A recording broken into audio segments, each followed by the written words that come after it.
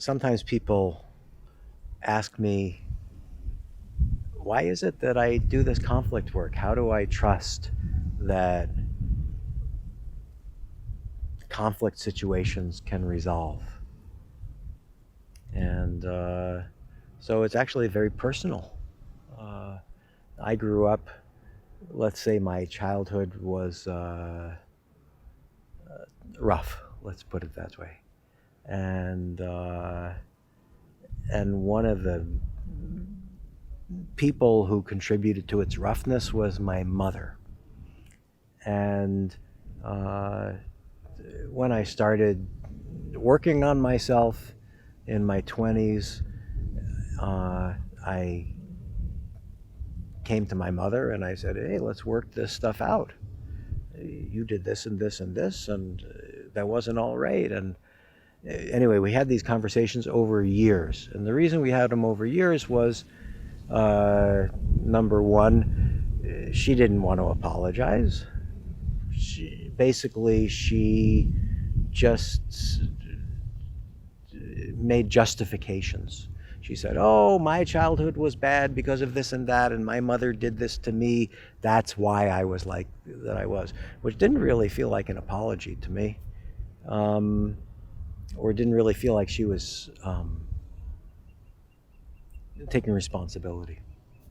And so I guess the other reason that those conversations went on over the years was that I was tenacious, and I kept having those conversations with her again and again.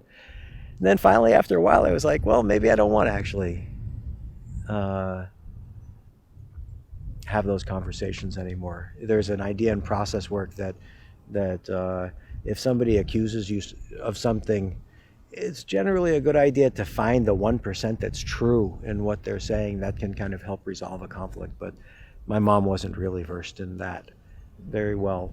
So finally, I said to her, look, this isn't really going anywhere. One of the things that was really hard was that you did whatever you did, but then you pretended to dad that you were such a great mom.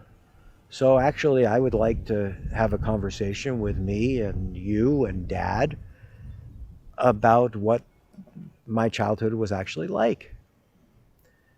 And she basically told me to fuck myself. Excuse me. Uh, uh, and uh, and I said, okay, in that case, um,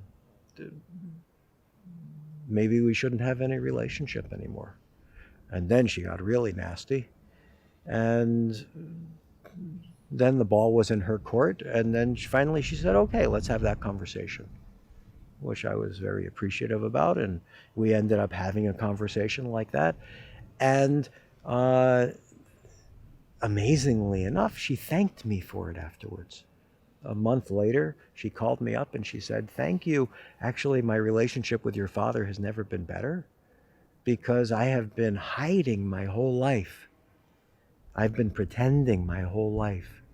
By the way, my mother ended up, when I was a teenager, going to therapy and had changed a lot and wasn't mean like that anymore. But she had still been hiding this part of her, what she had been like and the kind of stuff she had done. And she's thanked me for being for helping her to actually show her whole self. Then she felt like she could really be intimate with my father for the first time in a way. And over time, over the years, my relationship with my mother got actually really beautiful. We became really, really close friends, which is an amazing thing for me. You know, after all the conflict and tension and pain in our relationship, we actually became really tight. And one day, about a month before my mother died, I was visiting her and my dad. And my mother said to me in front of my dad, she said, Lane, I just want to thank you for dragging me kicking and screaming through all of that. Because now we can be really close.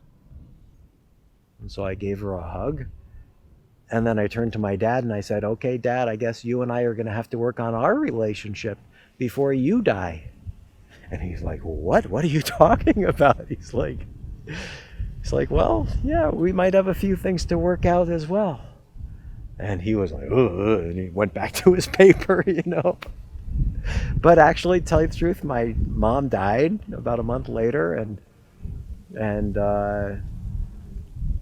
over the years, my dad and I worked on our relationship in a different way than I did with my mom. If you've watched that other video about me discovering my power, you may have had the inkling that during that time when I was talking to my mom, I was in that power pushy kind of phase. But I had mellowed out a lot by the time I started working on my stuff with my dad. So we worked on it in a much different way. And I realized that actually, if I want him to love me as I am, I also have to love him how he is. So things were very different, but he ended up also dying. And in the couple of years leading up to his death, we had very, very touching and intimate times.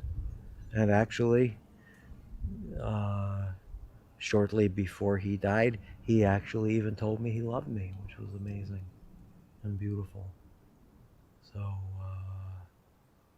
and I ended up asking him the forbidden questions that I had been meaning to ask him, but terrified to ask him. And he had the courage to tell me the truth about those things. And it was after that that I asked him the things that he never, ever wanted to share with anybody. And he told me, after that was when he told me he loved me. Because I was able to hold that, say my reactions and my responses, which weren't only positive, but with love.